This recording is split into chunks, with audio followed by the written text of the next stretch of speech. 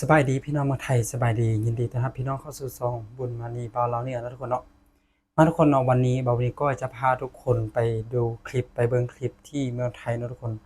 เป็นคลิปบรรยากาศที่แบบว่าคนร้ายแหงนะทุกคนแบบ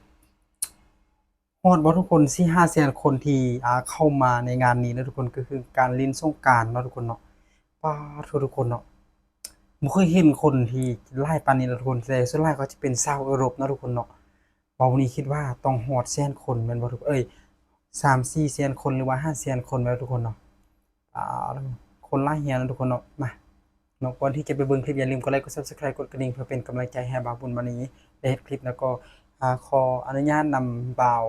ผู้ไทยคาร์เลาะเด้อที่นำคลิปมารีแอคชั่นมาดูเนาะมาให้หลายๆคนที่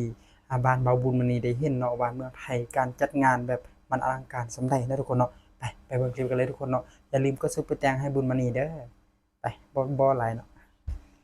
นี่เป็นคลิปมาแล้วทุกคนพี่น้องเอ้ยเพื่อนเลยครับ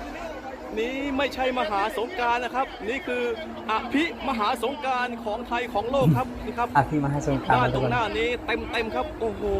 นี่ครับวันนี้คนมาเกินแสนอย่างแน่นอนครับบาบูนี่คิดว่ากายเนาะกายประมาณบ่ายสามนะครับกายเซียนประมาณ3-4 เซียนครับด้านซ้ายมือนี้เต็มครับเต็มทุกพื้นที่ครับโอ้โหมันจะเป็นซอยนะภาคเมืองนั้นก็มีภาคเมืองนี้นะทุกคนประเทศไทยครับพี่น้องครับนี่ครับตอนนี้คนมาแบบเกินแสนอย่างแน่นอนครับนี่ครับมาแบบเต็มคาราเบลของแท้ครับพี่น้องนี่นะทุกคนที่คอมเมนต์ที่คอมเมนต์บอกว่าวันนี้มาไทยเด้อช่วงสงกรานต์มาเด้อมาดินไทยแต่ว่าเราบ่มีคิดว่าบ่น่าจะไปสงกรานต์เนาะเพราะว่าตัวเองบ่เคยไปเมืองใหญ่เนาะถ้าว่าไปครั้งแรกก็อยากไปเที่ยวแบบชิลๆนะทุกคนเนาะถ้าว่าไปสงกรานต์เป็นยานตัวเองแบบลงทางเสียไปนะทุกคนเนาะเพราะว่าคนหลายแฮงถูกมั้ยทุกคนนี่คือสีลมนะครับในรอบบ่าย3ครับพี่น้องโอ้โหสีฮอบเนาะมันเป็นฮอบโซ3 โมงคนโซ3 โมงการสงกรานต์แบบบ่ธรรมดาทุกคนเนาะสายกระหลายด้านตรงหน้ากระหลายครับโอ้โหวันนี้คาดว่าคนมาเกินแสนครับโอ้โหยาวถึง4 แยกสารแดงครับพี่น้องครับมาติดโทนี่แหละคือมหาสงกรานต์ของโลกครับโอ้โหเยอะจริงๆนะครับด้านทางเข้าก็ล้นหลามแบบเต็มคาราเบลของนี่จะเป็นแถวช่วงคลิปนี้ก็จะขอพาทุกคนมาเที่ยวชมในรอบบ่าย3นะครับอันจะเป็นช่วงบนบริเวณแถวซอยแถวโอเคทุกคนเราลงไปด้านมันล่างมีเส้นทางรถไฟเป็นบ่ทุกคนโอ้โห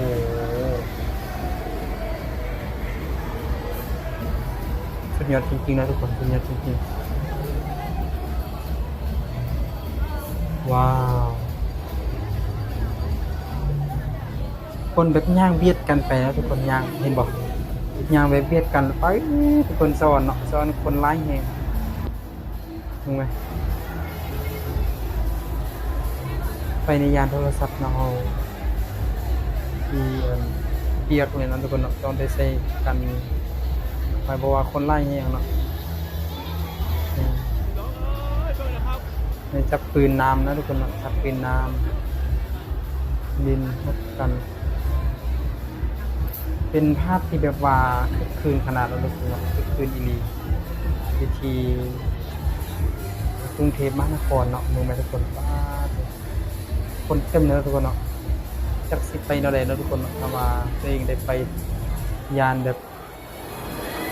ลงทางแล้วทุกคนลงทางโอ้ภาพบรรยากาศเนาะทุกคนคึกคืนขนาดเนาะเวลาก็จะเห็นชาวยุโรปนะทุกคนเนาะชาวยุโรปชาวต่างชาติที่ได้มาดินในงานนี้แล้วทุกคน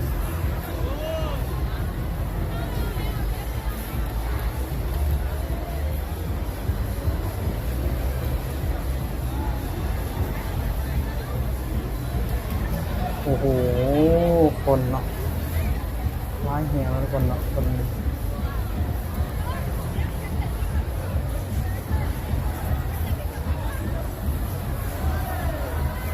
แล้วนี่แล้วทุกคนที่คลิปก่อนเนาะเรามีได้ตั้งเป้าให้ได้ตั้งเป้าแล้วทุกคนว่าเงินประมาณ 25,100ประมาณนี้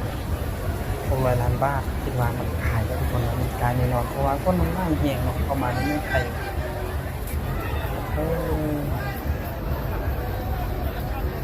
ในนี้ทุกคนที่แบบว่าการไปการมามันจะยากแฮงแล้วทุกคนคือว่าเส้นทางมันปิดเลยแล้วก็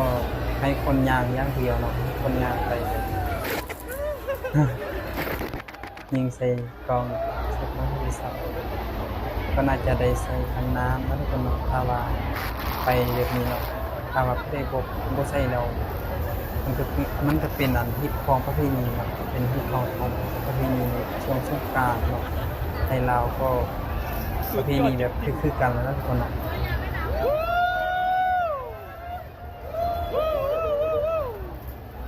อย่างนี้แล้วทุกคนเนาะความคิดถึงที่เมืองไทยว่าอยากให้หลายๆคนได้เห็นอยากไปเบิ่งกับตาตัวเองแต่ว่าเราบ่มีโอกาสได้ไปเที่ยวแล้วทุกคนเนาะบ่เป็นหยังก็คิดว่ามื้อใดมื้อหนึงเนาะมีโอกาสเก็บเงินได้แล้วก็จะไปเที่ยวเมืองไทยไปเที่ยวกรุงเทพเนาะถ่ายให้หลายๆคนได้ฮู้ว่าตัวเองได้ไปถ่ายกับตัวเองบ่แม่น AI นะทุกคนเนาะโอ้ การนี้กับฝรั่งครับพี่น้องนะครับ วันนี้คนเกินแสนนะครับวันนี้ คนเกินแสนเนาะบทเท่านี้มันก็สิเกินแล้วนะทุกคนเกินแสนเนี่ยเพราะว่ามันเห็นมันหลายแฮงแต่โปรบอลเขตที่ยังบ่ได้ถ่ายอีกนะทุกคนก็จะ สุดยอดจริงๆ เป็นแบบนี้นะทุกคน แบบนี้แล้วใครจะสู้ไทยไหวครับ เรื่องสงกรานต์ครับพี่ครับพี่น้องขอบคุณครับ ว้าวเนาะอยู่เทิงก็จะเป็นเส้นทางรถไฟนะทุกคนเนาะเห็นบ่เป็นเส้นทางรถไฟ โอ้โหอันนี้ก็สุดม่วนเอ้า โอ้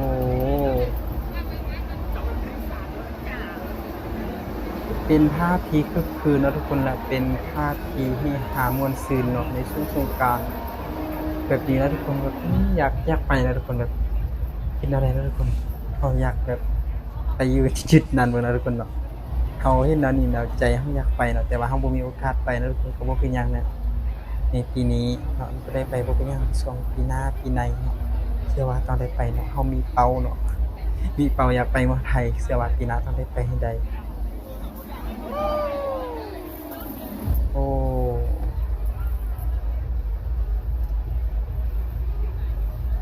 คนหลายอีหลีทุกคนหลายแฮงเต็มเลยเนาะภาพบรรยากาศเนาะส่วนหลายก็จะเป็นชาวยุโรปเนาะชาวต่างชาติเลยเนาะที่เข้ามาในเมืองไทยดินสงกรานต์ในเมืองไทยเนาะโอ้โหผู้ใดที่อยู่ในจุดๆนี้แล้วทุกคนผู้ใดที่อยู่ในสถานที่แห่งนี้ในช่วงสงกรานต์นี้อย่าลืมคอมเมนต์บอกว่าบุญมานีเด้อว่าในการที่เล่นสงกรานต์นี้ม่วนแบบใดนะทุกคนและมีความคึกคืนแบบใดอย่าลืมที่คอมเมนต์เนาะตามที่บาบุนีได้เห็นคลิปแบบนี้ก็แบบตื่นเต้นนะทุกคนมีน้องมาไปนำน้อยน้องมาไปนำเลยทุกคนขณะที่ตัวเองอยู่แบบนี้เนาะทุกคนแบบใครไว้อยู่ในจุดๆนั้นเป็นสิ่งที่เราได้เลยนะทุกคนโอ้เป็นภาพบรรยากาศที่คือคืนนะทุกคนคือคืนดีๆเลยคือคืนแบบว่าบุ้งในสิบอกแล้วนะทุกคนเนาะความคือคืนของการเล่นสงกรานต์เข้ามาไทยนะทุกคนเนาะเพราะว่ามันจะบ่เป็นบ่จิตบ่มันจะบ่มีแต่ชาว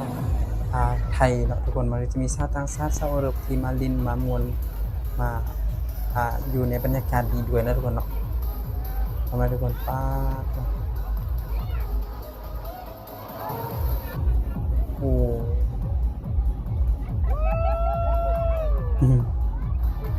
สุดยอดเนาะสุดจัดจริงๆเนาะสงกรานต์เมืองไทยนี่เนี่ยเนาะสมกับคำว่าไทยแลนด์นะทุกคนที่สาวรได้ไปเห็นได้ถ่ายคลิปนี้คลิปนี้แล้วนะทุกคนแต่ว่าในช่วงสงกรานต์คนก็จะเต็มเลย ขอมาแค่นี้นะครับไม่ไหวขอออกไปก่อนครับ ถ้าว่าไปอยู่แบบจะหนาวแล้วทุกคนเนาะเพราะว่าผู้ใดก็จับปืนยิงกันนะทุกคนเนาะเห็นบ่ผู้ใดก็ถือปืนแบบใหญ่ๆเลยทุกคนถือปืนใหญ่ๆถือปืนที่แบบว่า ซีใส่กันนะทุกคนเนาะเพราะว่ามันเป็นฮิปฮอปประเพณี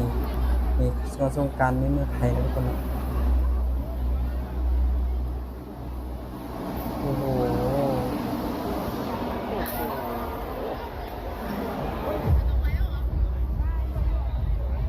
ช่วง3โมงเด้เนาะ3โมงบ่ายหรือ3โมงบ่ายหรือว่าจะเข้า3 4โมงแล้วนะทุกคน4โมงวันนี้5โมงแล้วคนเยอะจริงๆครับนี่ครับ 5โมงเย็นภาพบรรยากาศตรงบางทุกคนป๊าด โอ้โหวันนี้วันที่สองแต่เรียบร้อยนะครับกระเทิงกระลกมากครับ โอ้ เรามาชมภาพมุมสูงเนาะแล้วก็จะได้กล่าวลา MC นะครับ มาเบิ่งภาพมุม เสร็จ สูง จากคลิป นำกัน นี้ นะทุก ก็ คนเนาะ จะไป ภาพ ที่ มุมสูง ท้อง ที่ สามหลว จะ งนะครับ คึกคืนนะทุกคนน่าจะคึกคืนขนาดไหนทุกคนเนาะเบิ่งภาพมุมสูงนำกันนะทุกคนเนาะว่าจะงามส่ำใดนะทุกคนคึกคืนส่ำใด โอ้โหพี่น้องเอ้ยเบิ่งนะครับ เบิ่งแม่ทุกคนเนาะว้าว วันนี้แตกของแท้ครับนี่ครับพี่น้อง ฮอดนะทุกคน2-3เซียนคน4เซียนฮอดเพราะว่ามันไล่แฮงนะทุกคน โอ้โหนี่ครับเยอะจริงๆด้านขวากระลายด้านซ้ายกระลายครับพี่น้องนะครับ โอ้เส้นทางนี้ถือว่าปิดแล้วนะทุกคนแม้แต่เส้นทางรถไฟ ครับโอ้โหเจอกันที่หน้าเนอกสวัสดีเด้อสวัสดีนะครับบ๊ายบาย พาทุกคนเนาะที่พาทุกคนเห็นแล้วนะทุกคนว่าการที่ดินสงกรานต์ในเมืองไทยในปีนี้นะทุกคนในปี2025นี้คนคึกคืนขนาดเนาะทุกคนเนาะชาวยุโรปเนาะชาวต่างชาติที่ได้มาลินคึกคืนเนาะก็อยากให้ทุกคนที่ลินแบบว่าด้วยความสวัสดิภาพเนาะทุกคนเนาะเห็นคนร้ายแบบนี้ว่ามันย้านนะทุกคนเนาะย้านคนร้ายแบบนี้นะย้านความปลอดภัยที่แบบว่า สมมุติมีคนเป็นลมเป็นหยังมาเนาะทุกคนเนาะมันยากคนมันหลายแรงแบบนี้เนาะทุกคนเนาะก็อยากให้ทุกคนลินด้วยความอ่าสนุกนะทุกคนเนาะที่เบาบานบุญมานีก็ไปเช่นเดียวกันเนาะทุกคนที่อยู่แคมป์ทางรดน้ำธรรมดาเนาะแต่ว่าบ่ได้เข้าไปในแบบแคมป์คลองเขตเวียงจันทน์เซ็นเตอร์เนาะแถวนั้นน่าจะหลายเนาะแต่ว่าบาบุญนี่ก็เลือกที่จะบ่ค่อยไปแถวเนาะช่วงนี้เพราะว่ามันรถหลายแรงเนาะทุกคนคนก็หลายเด้ แต่บ่คืออยู่เมืองไทยเนาะทุกคนที่บุญมันนี่พาให้หลายๆคนได้เห็นคลิปในเมืองไทยแบบคนเต็มเลยนะทุกคนท้องฝั่งสองฝ่ายเลยนะทุกคนท้องเบื้องซ้ายเบื้องขวาคนเต็มเลยทุกคนโทแบบเป็นคลิปที่เบาบุญนี่เห็นครั้งแรกเนาะทุกคนว่าเมืองไทยมีความจัดสงกรานต์แนวนี้นะทุกคนในการที่ตัวเองบ่ได้ไปบ่เป็นหยังเชื่อว่ามื้อใดมื้อหนึ่งมีโอกาสเนาะมีโอกาสมีเวลาแล้วจะได้ไปให้ได้นะทุกคนนะ ก็ขอบคุณทุกคนที่ติดตามเบาบุญมณีเนาะทุกคนเนาะอย่าลืมกดไลค์กด Subscribe กดกระดิ่งเพื่อเป็นกำลังใจให้เบาบุญมณีได้เฮ็ดคลิปต่อไปแล้วก็อวยพรให้แก่FC แล้วก็พี่น้องคนไทยเมื่อทุกคนเนาะมีสุขภาพแข็งแรงเนาะในปีใหม่ไทยแล้วก็ปีใหม่ลาวเนาะด้วยเล่นด้วยความสวัสดิภาพนะครับทุกคนนะอย่าเจ็บอย่าไข้นะครับขอบคุณมากครับ